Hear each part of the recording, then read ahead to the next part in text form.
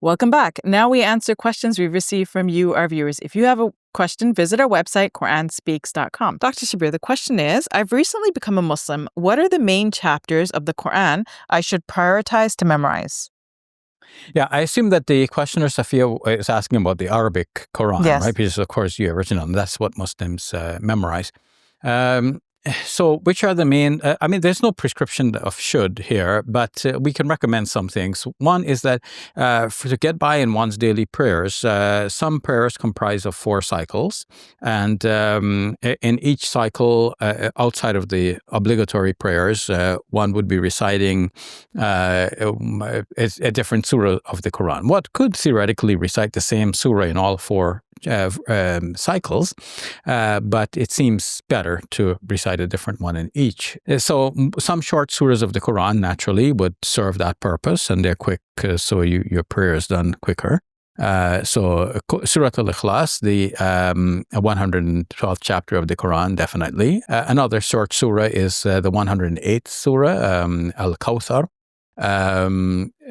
Al-Asr is also a short surah of the Quran, not far in from this chapter that I just mentioned. Basically, the last 2 pages of the Quran. Last 2 pages, you got it.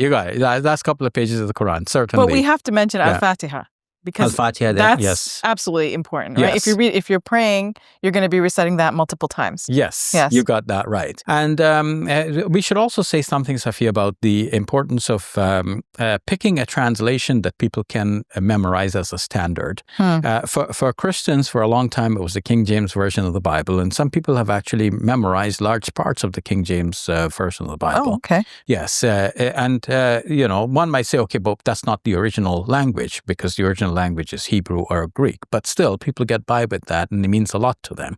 So for new Muslims coming into Islam, and we impose on them, memorize all of these Arabic chapters of the Quran, it might prove to be too much.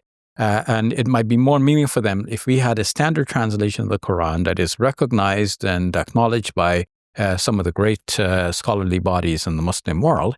And then people are given that and they embrace it and they memorize it, then, it could also be very good for school children. Like instead of them having to memorize the Quran in a language that they don't understand, they can memorize it in English language. Now, of course, the caution needs to be there that the Arabic is the original, and we should not lose sight of that. But at the same time, we could memorize and use an English translation of the Quran, and of course, in other languages as well, that people speak, because that would be quotable. It'll be very much in the minds of people that these are the words of God. And even though it's in an English translation, but we could make good use of that.